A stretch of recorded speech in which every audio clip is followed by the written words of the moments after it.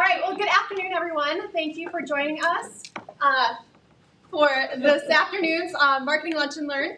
I'm Trish Overturf. I'm the Marketing and Program Manager here at Valley Industrial. So I'd just like to welcome so many guests and distinguished VIA members here today. So Kathy Gilmore, our VIA President, is in the back, excited to welcome you all as well. And so we know that today is full house with action-packed information. So without further ado, I'm going to introduce our wonderful Kathy Steele, who is the CEO and President of VIA member Red Caffeine. They've been members for the past 3 years, and then they are also an annual sponsor of the VIA, so we are eternally grateful for their sponsorship. So, Kathy, if you want to take it away and introduce your panelists and your team that's here with you today, we'd appreciate it. Yeah, absolutely. Thanks, Trish, so much. Thank you, Kathy, for having us here today. We're really thrilled to be here, and we are going to be trying something a little different today, so I want to give everyone the lay of the land. We are going to be streaming this live, so if the tech gods are with us today, it's going to go flawless. If they're not, it won't go flawless, and it'll just be this room.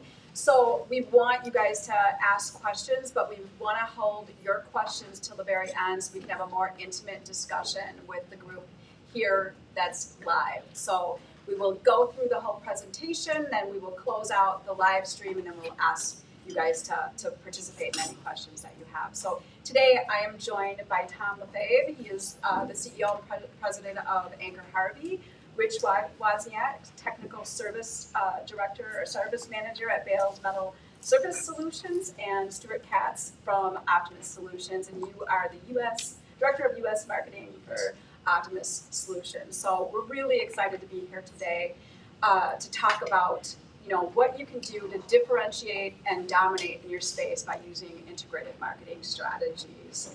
And so I'm going to kick it off by really setting the stage with something that is very typical of things that we do every day. I think that positioning sometimes seems lofty and not everybody understands the impact of positioning, but so I wanted everybody to sort of think with me about the last time they'd gone into a convenience store and opened up the cooler and selected a bottle of water.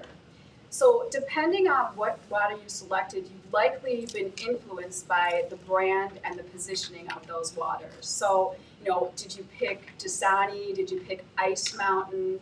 Did you pick Fiji because it's really, pure? Or did you pick Smart Water because you've been influenced by Jennifer Aniston, who's beautiful and she advocates for the electrolytes in Smart Water?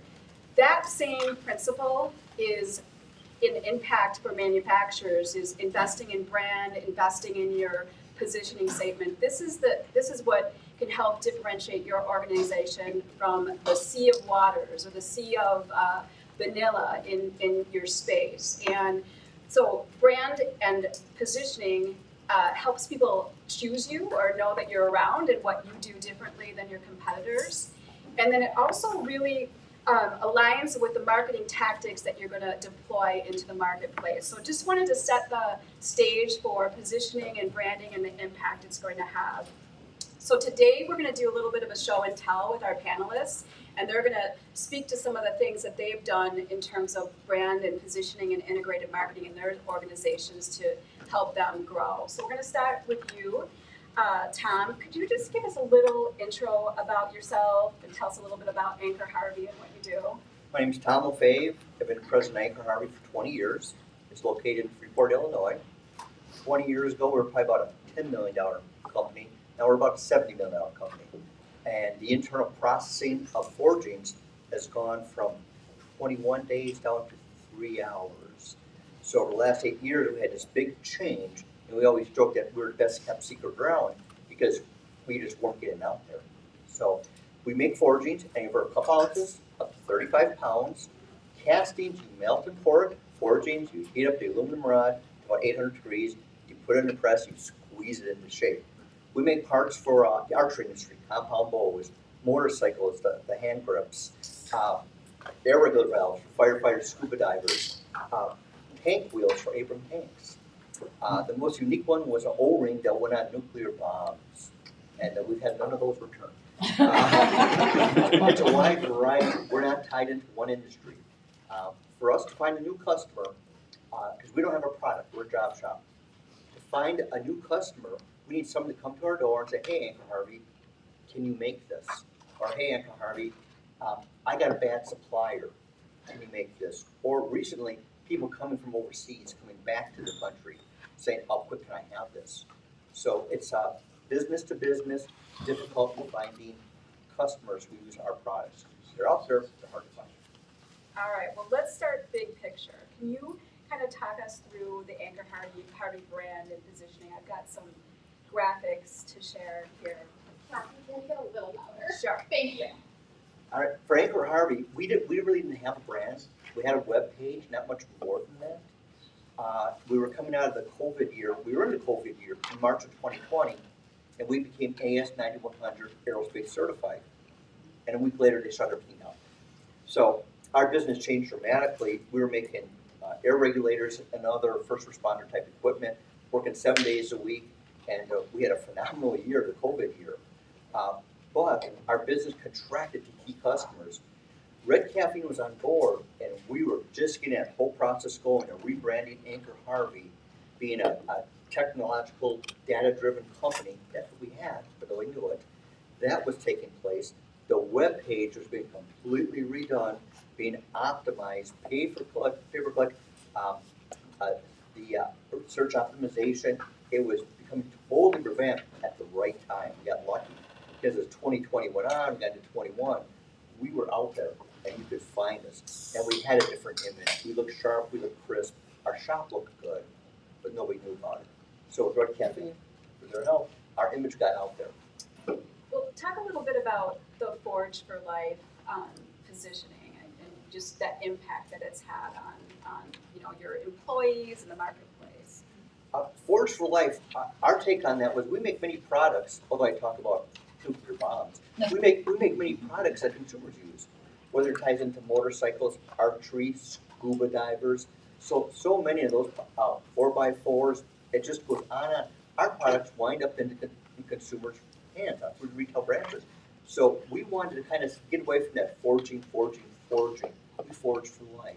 And here are all the different products. It was a different twist for being in the forging industry.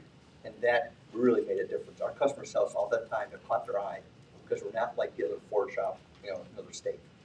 And I think you guys coined the phrase, it's not what we make, it's what we make possible. So Right. You're really the facilitator of other people's products. So talk a little bit about some of the other brand elements. We've got, the Anchor Harvey way. The Anchor Harvey way has really taken a life of itself because Anchor Harvey way now means everything from how we handle employees, how we handle customers, how we process jobs. But that's a key part of now we are branded and we're living and breathing the Anchor Harvey way. Our hourly employees in the shop floor even say, that's just not really the Anchor Harvey way anymore, is it? So we get called out on it. But it was a philosophical change that went through the organization. What we're seeing here with the office wasn't nearly as crisp and sharp. Red Caffeine helped us put it in. So they're like, that's the Anchor Harvey way. It's, this place is sharp, it's clean, it's organized, it's bright. It became kind of our mantra internally, the Anchor Harvey way. Yeah, it's really, really cool. And I think that, employees felt really empowered. And I love that you're being called out on the Anchor Harvey way. That's pretty darn cool. So as part of your growth plan really centered around going into different marketplaces. So can you talk about sort of the strategy that was employed to enter aerospace, electric vehicles, and some of the other spaces you've been in, of course, graphics as well? I've been in the forging industry for 32 years. I don't know why, but I'm still here. But one of the things forge shops do is that everybody goes to the same potential customer.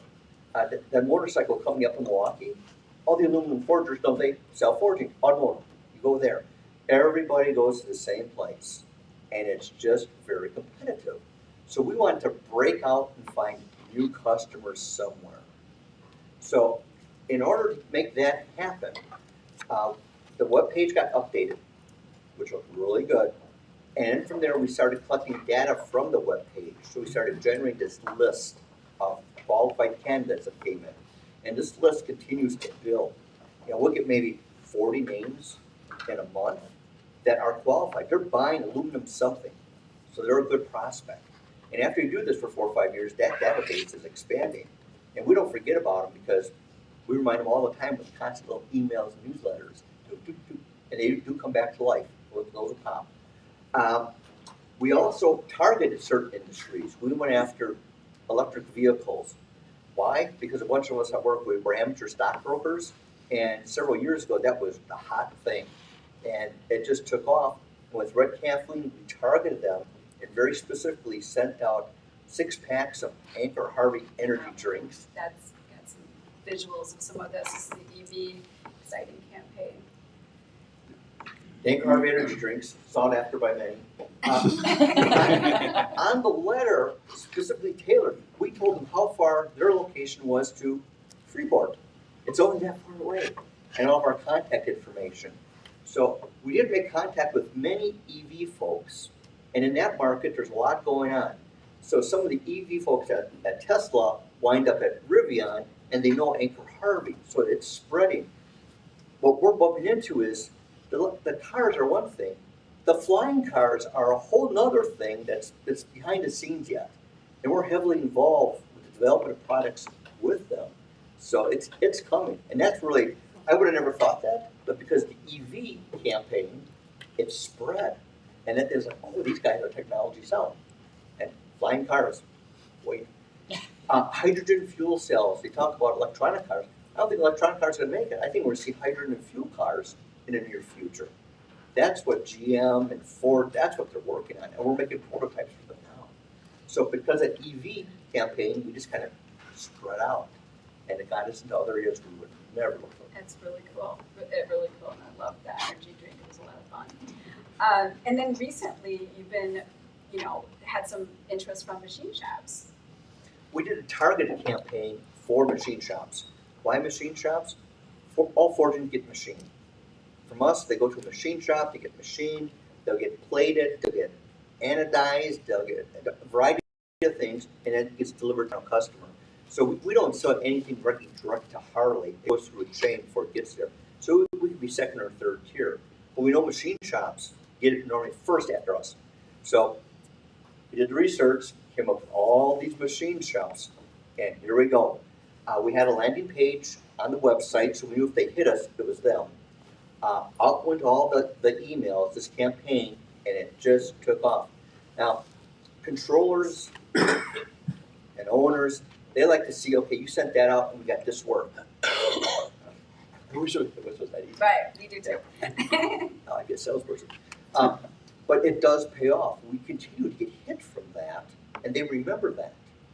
So not only that, now we have machine shop, I'll call it propaganda, all over the place. Along with the EV, we are all over, easy to find because of these individual campaigns. That helps us spread the tentacles throughout the web. So you plug in Anchor Harvey, we're coming up all over the place. Aluminum forgings, we come up all over the place. Our competition doesn't do that. Yeah, that's fantastic. Talk a little bit about, it's been a crazy couple of years for any business leader. So talk a little bit about why you have stayed committed to investing, even though the economy isn't always, as good as it could be. We stay committed to a couple of things. We are always recruiting for employees, and we have billboards and other things that happen all the time. We might take that budget up and down, but there's something going on all the time. The reason being is, if you don't do that, you lose the continuity. Back to marketing.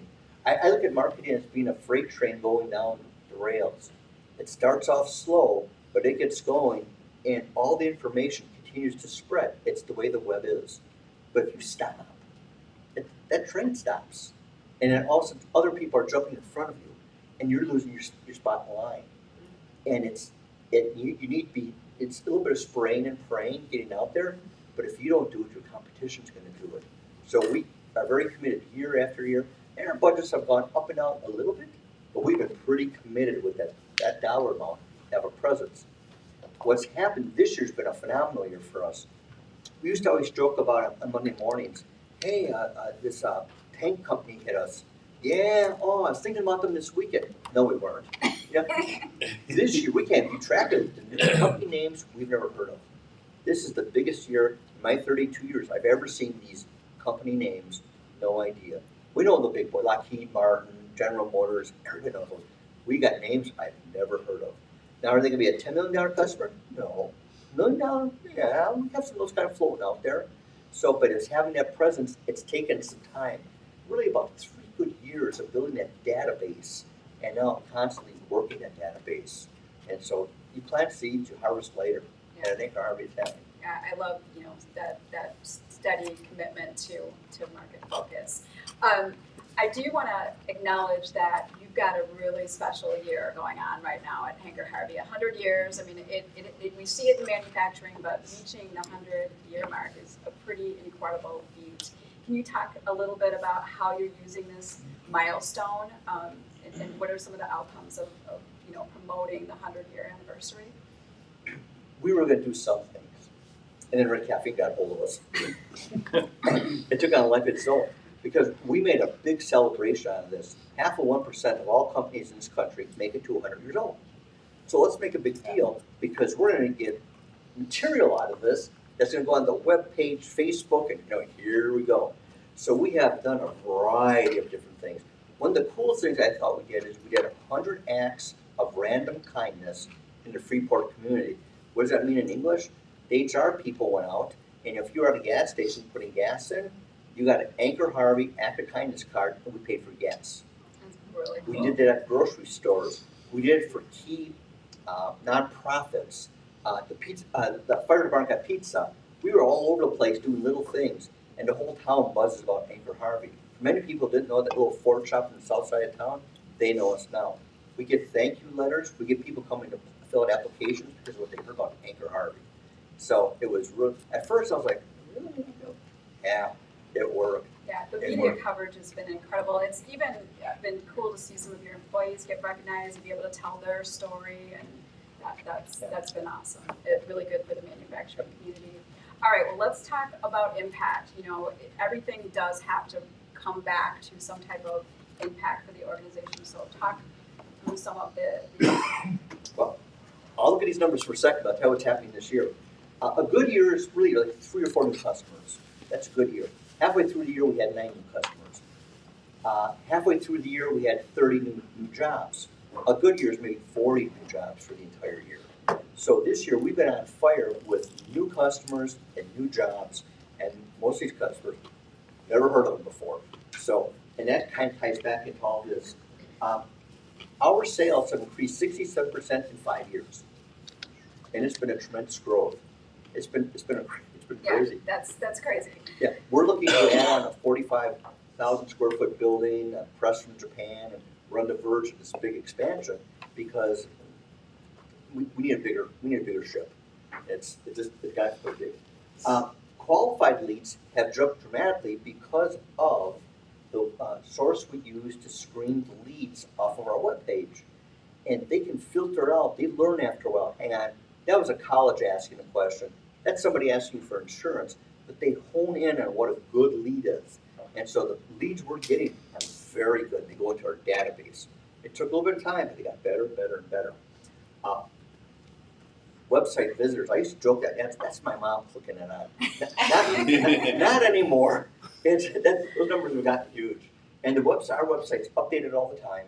It needs to be. We have articles, we have videos, because for Google to have your search engine get you higher, Google's looking for more activity from the company on your webpage. So if you're snoozing, you're losing. You're going to fall back to page 18. With Red Caffeine, we have a very active webpage. It's changing all the time. Social followers on Facebook, LinkedIn, we always have new things going on with those areas. I'll wake up on Saturday morning, I'll click on LinkedIn, and Red Caffeine put something up there. And of course I like it, and I start sending it around, and it gets thrown late. But that's part of that. New accounts signed in different industries. Over the last 4 years, that's a real number, 76. And it's been great. And what's nice about it is I'm not fighting with all the other Ford shops. There's some very unique niches in this, and niches usually mean a little bit more margin. Yeah, we love to say riches in the niches. Yeah. So all that, the new people, new customers has really jumped. It's given us an opportunity to raise prices some, and we're expanding. and they love our service.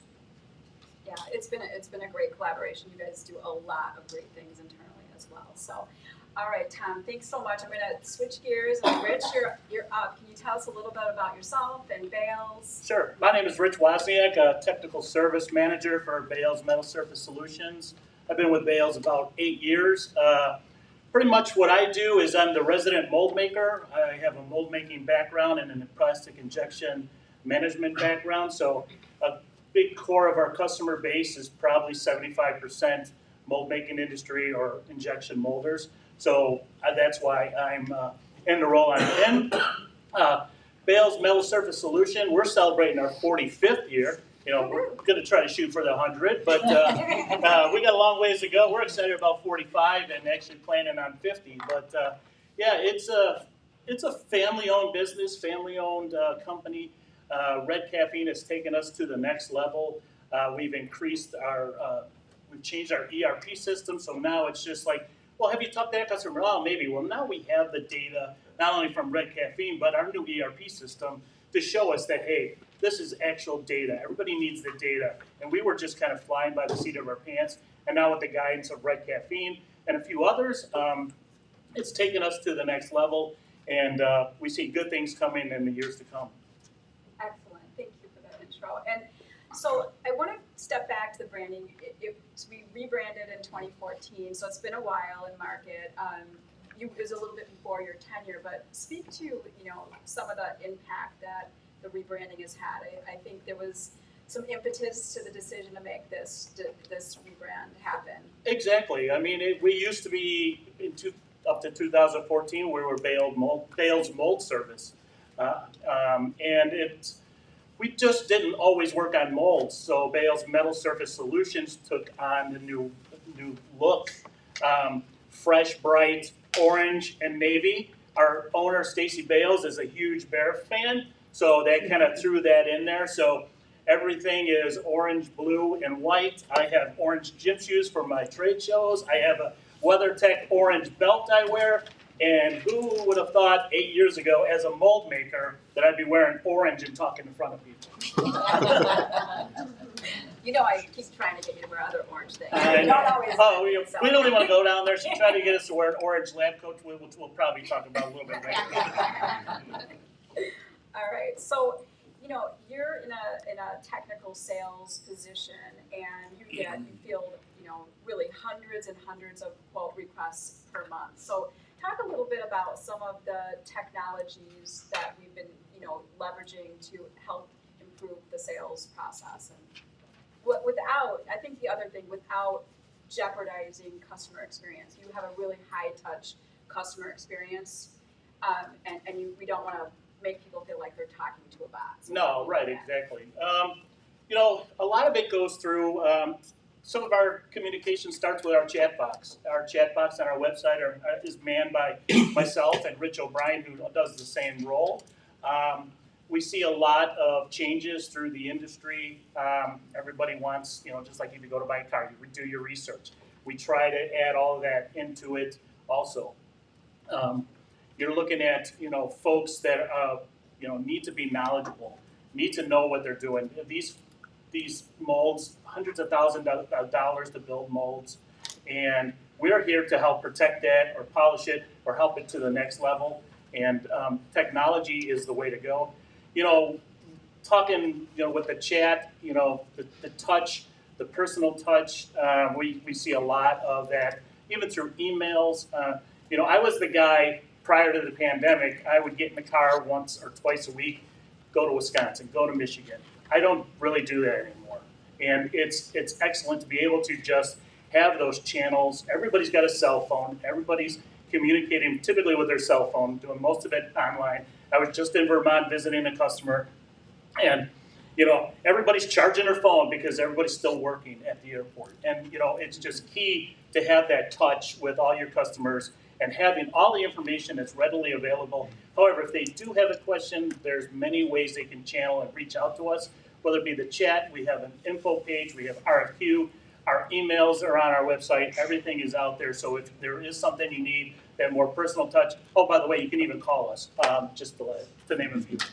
Yeah, I think just adding some of the like the quote follow-up that is personalized, but it helps you guys manage all that kind of stuff. They have a pretty small team, so being able to do some tech enablement or sales enablement strategies has really helped them. Yeah, and with us, we have, just 2 of us in technical sales, and throughout the year, we probably touch 800 different customers.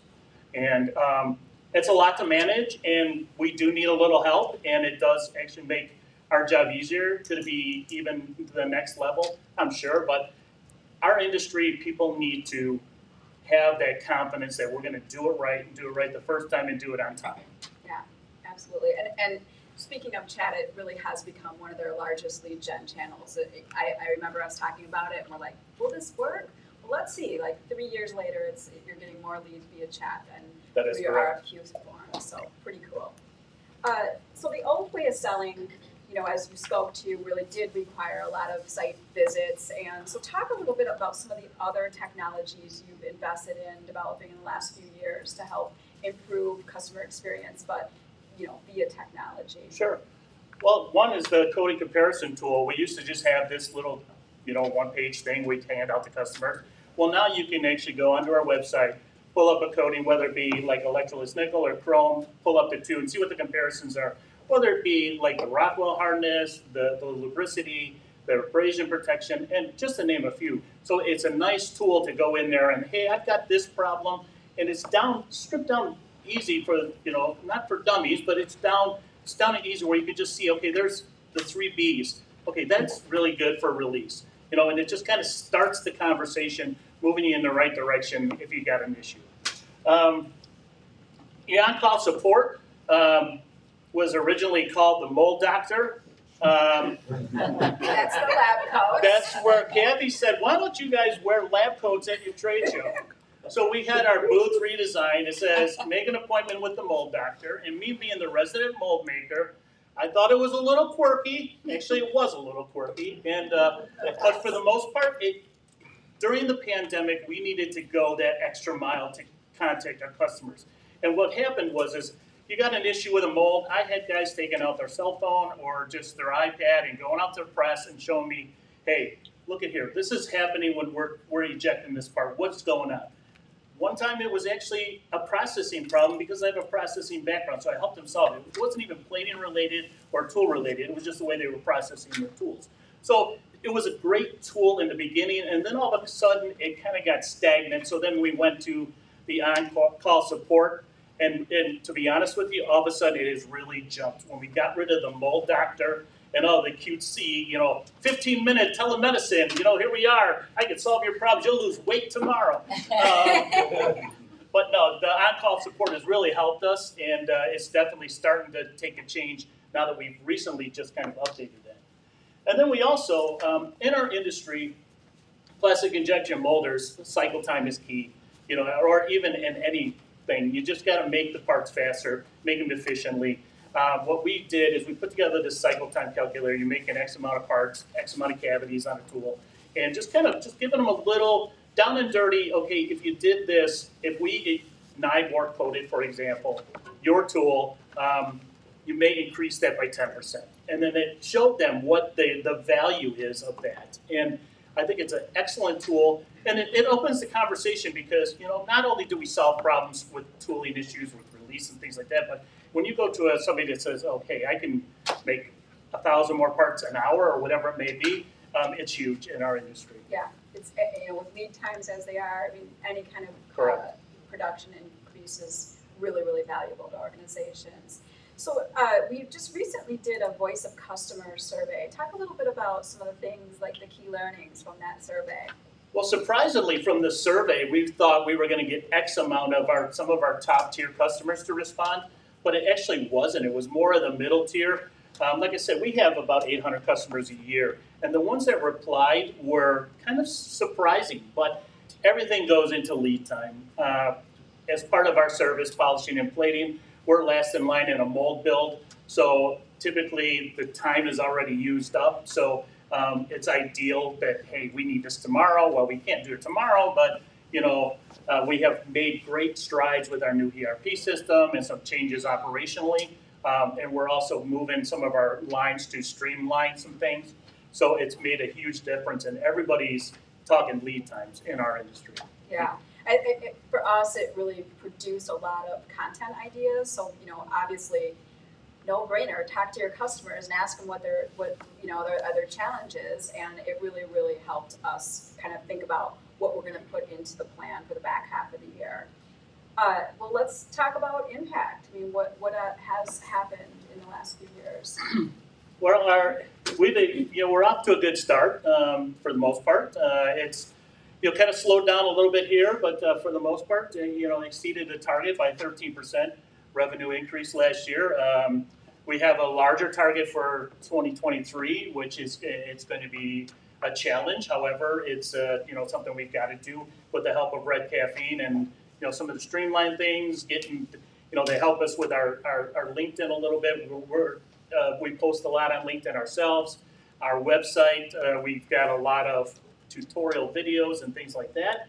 Our minimum size order typically was, we did a lot of what they call minimum charge jobs, and it was just kind of, if you go back to, I'm a former ITW employee, the 80-20 rule, and they drilled that in your head. So it's important that we, work on that target order size, in our quotes. When we quote, we're shooting for a certain dollar value of a quote. A large percentage of, like I said, was lower value quotes and jobs. And then, incredible. 5 days lead time for our electroless nickel products lines. There is an added, if you needed to say masking, it may add some time to it. Even what's not up there is our chrome lead times have been streamlined down to about 7 days, where in 2022 or 2021, we were almost at 3 weeks. And if somebody is building a tool, they don't have 3 weeks to get something chromed or plated. The quicker we can do that. And we're actually looking at ways now once we move our new nickel lines to even lower that lead time to 3 or 4 days with just what we call a rack and run, where it doesn't include, masking, or if you need polishing, there's added services that you can do. But yeah. Yeah, some incredible results. I think, to your point about the minimum order size, we were looking at the quantity of quoting they're doing. They really do a great job of closing, but even some refinements to the RFQ page help them get better quality work. So just making some changes to that page to make sure that the right clients were coming in. I know we've done that with your organization too, where you really can self-select out if it's not the right fit for your need, versus be disappointed or feel like you're wasting a few days when Bales is not the right solution for your organization. So really some little stuff. All right, Stuart, tell us a bit about Optimas and a little bit about yourself, please. Sure. Optimas Solutions is based in Wooddale, just northwest of the airport. We provide fasteners and supply chain solutions to industrial manufacturers. So think trucks on a highway, think EV, think auto, think medical, think construction equipment. So that kind of industrial base of customers. Perfect. All right, well, the Optimas brand really stands out. I think we love to say that you guys surprise and delight customers and prospects, and I think in the last year we've really started to make people a part of, just add some more humanity to the brand, but you cannot miss the Optimas brand with its bright green colors and efficiency up tagline. So talk to us a little bit about why you invested in branding and some of the impact that it's had. Sure. So Optimus's core is a commodity. It's screws, nuts, bolts, and washers. It's not rocket science. So we looked for the opportunity to be different, right? We looked absolutely at our competitors. Our chief ones are red and blue. We said we want to go something different. We want to be noticed. We want to be different. We want to behave differently than our competitors, and we do that, right? The company invested significantly in creating a brand, creating assets that my team has the really fortunate position to say, oh, we can use that and that and that and that. I don't have to invent things. I don't have to find them most of the time. They are already developed. It was a forward-looking 3 to 5 year branding exercise for the organization to go from very dark colors, industrial sorts of blacks and grays, to turning that to lighter hues, the green, the white, and really it was an industrial size branding opportunity for the company, not for the marketing team. And you go to our site, you go to our facilities, you go to our trade show booth, all these pieces are all there for us to just simply, pick it and play with it. Yeah, I think one of the cool elements of the branding is just how you use these composite illustrations to kind of showcase the actual things that your products go into. Because it really does sort of resonate with the buyer because they see themselves in the product that you make. So Can you go back a slide? I for a second? could, sure. So those images there, they focus on our core value prop, right? It's easy to understand what we're talking about in terms of reducing risk, right? Optimizing inventory and enhancing operations and elevating quality. We use those, we make it really simple. Next slide, right? We use a lot of those composites for our vertical communications, right? We don't mix and match, or we do mix and match, but we focus on the audience and who we're speaking to first, and then we plug and play with the other assets that are there. Exactly. So we talked a little bit about this human element to the brand. And so talk to us a little bit about how this has helped differentiate you in the marketplace, some of the advertising that we've done in the last 6 to 12 months. Yeah, sure. So we've taken the last internal employee engagement survey that we did was in 2017. And we looked at that and said, well, that has to change. And our teammates, some are salaried, some are hourly, they told us a lot. And they were very straightforward and they were very honest about it. We looked at bringing a human element into the organization. Better than 50% of our executive team are women. And we looked at that as an opportunity to go out into the marketplace and seek out opportunities where we could contribute to the fastener arena, to the supply chain arena in general, and partner up with organizations and put that foot forward. These ads here are for a Chicago-based organization called Awesome. It's an amazing story of a senior leader who was standing at a podium and had the presence of mind to understand that she was one of about 5 women in a room of 500 people, and 495 of them were men. And she started Awesome to provide opportunities for leadership and growth for women in the industry. We signed on to that value prop, and we're now advertising in their journals, their event publications about the human side of supply chain, right? None of us want to go to the market and our favorite food is not on the shelf, right? The human side of supply chain is an element of our brand, absolutely, both externally and internally. Yeah, I love how these composite ads and the ad content really highlighted women in manufacturing and the career opportunities, and it really is cool to hear those stories so that other women think about the opportunities they might have in this space. And then we recently this just got published and just recently went live, right? Yes. So just to finish out on those ads, we're competing with folks like Walmart and Microsoft and really, really large brands, right? Folks who make more profit than we make in revenue, right? Just to give you a feel for that. And we're competing well, not only against our competitors, but also these partners in this organization. this opportunity was we were offered the cover, right? We were offered a cover story, and we're looking now at more nuanced ways to communicate what we do, because Optimas not only sources parts locally, regionally, and globally. These days, I think as Tom was saying, people are nearshoring and onshoring, and they're coming back to the United States to have greater control of their supply chain. And we're seeing a lot of that also.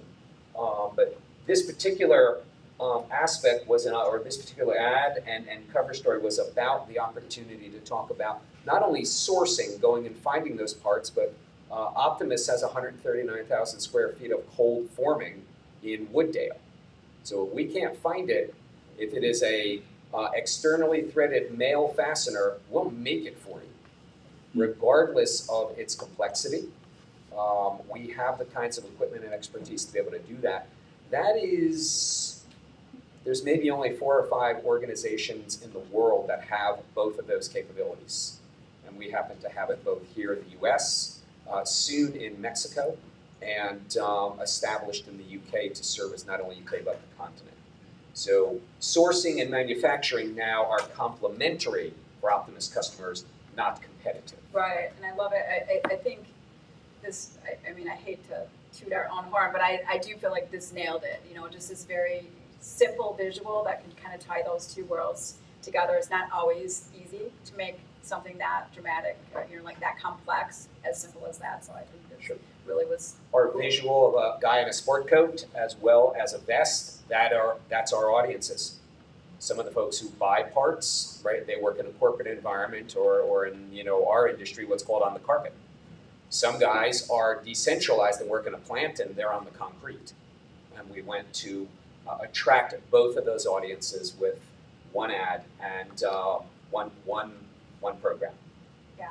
So another thing that we worked on this year is really this content. Oh, this is some visuals of the interior of the quality lab and such. So talk a little bit about this, because, you know, interior branding has been really important. I know Tom mentioned it.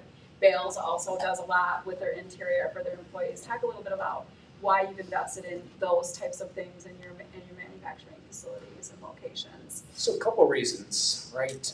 Safety, right? The safety of our people is 100% the most important thing. We don't want anyone hurt. We don't want them out of their role, out of their lives, right? We don't want people hurt, so we take safety really, really seriously. We also have a lot of customers who are in our facilities, and we want these facilities to be orderly. We want them to be bright. We want them to be attractive, not only for those customers who come in, but also for our own people. We'd like them to come to work, right, and do a good job for the organization.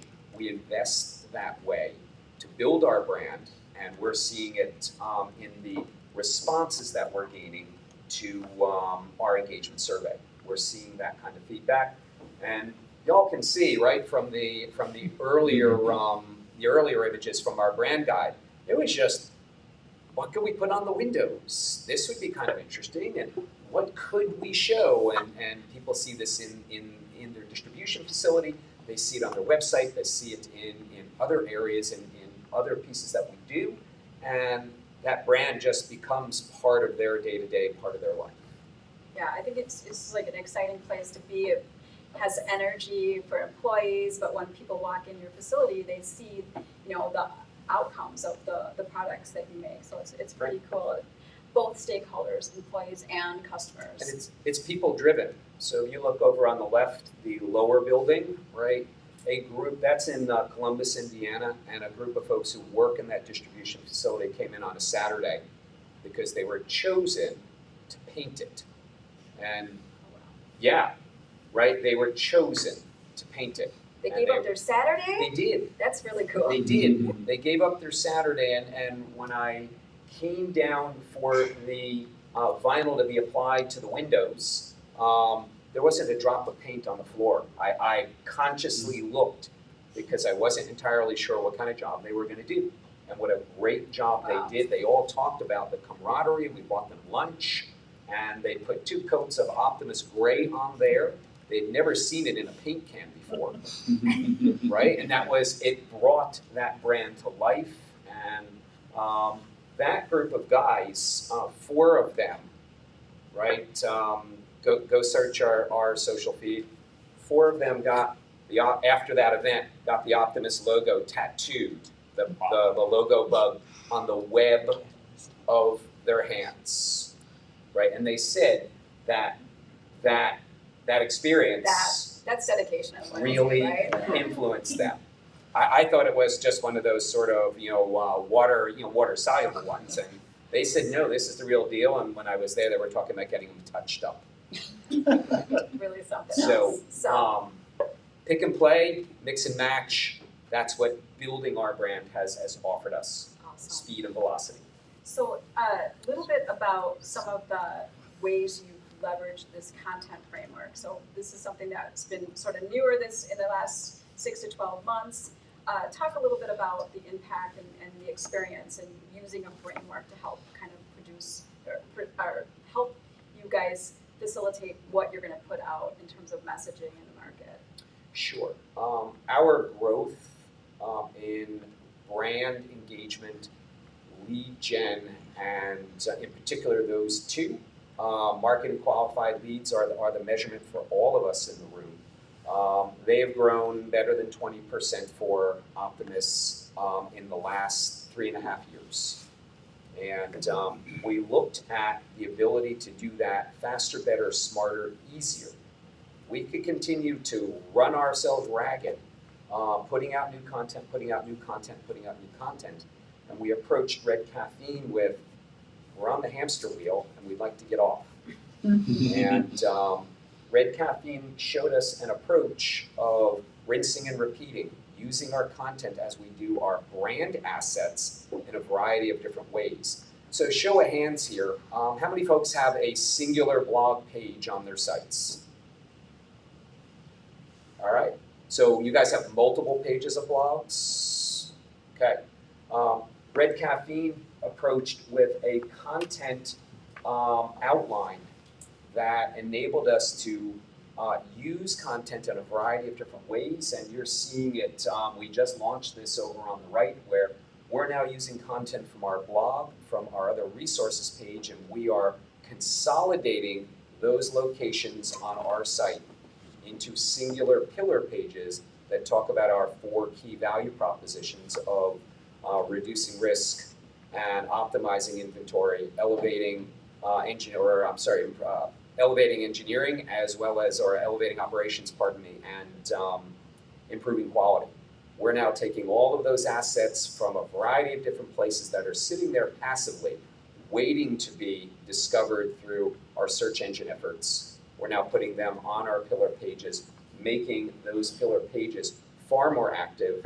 We just rolled out our inventory management services. It is, in Optimas world, it's trending. It is the 3rd most popular page on our site. Yeah, and shameless plug, there is, if you're interested in inventory management, there is a webinar later this month that we'll be hosting. So Yeah, all part of that rollout. yes. All right. Well, let's talk about the numbers. Wrap us up with how things have been Sure. from a performance standpoint. I wrote a few down. Right. I did write a few down. So one of the things that Optimas is really good about is putting its metrics where its mouth is. The company has been that way since before I got there and continues to be that way. So Rev, we're at first half of the year, 106% of Rev. The rest of my team's goals for the year are already met. Right? Our MQLs are already met per industry. Our wins are already met. 21 wins from marketing qualified leads this year. 102 quotes generated, worth $12.5 million. Those are all part of the metrics that I commit to Optimas that we're going to achieve. So business results achieved, and a lot of that is through really stepping on the gas with Red Caffeine and Rachel over here on my left. It's all Rachel. Website visits up 113% from 2022's annual result. LinkedIn followers up 11%. MQLs are at, as of about a month ago, 241 in the industries that we want to attract, not just anybody that's coming and asking, but in our target markets. 42% of those turn into quotes. Everybody can do the math, right? 20% of those turn into wins, and that's the first half alone. Wow. And because we have the internal component as part of the plan, we increased our engagement by double digits. Our engagement is added up between 4 different areas in the organization. Culture of engagement, how much are we influencing and changing? Motivating and retaining, strategic alignment, and managing execution. We're up double digits compared to last year's survey, and I didn't do the math for the 2017 survey, right? So both internal and external are up significantly because of the work that we're doing. Wow, I was just happy about being up at plan for 106% of plan. So thanks for sharing some additional math with us today. So I think what we're going to do is we're going to wrap up the streaming set part of our session today, so we can open it up to internal questions. But thanks everyone who's joined us on the live stream. We really appreciate you participating today, and we will see you hopefully tomorrow on the live stream for Business as Usual.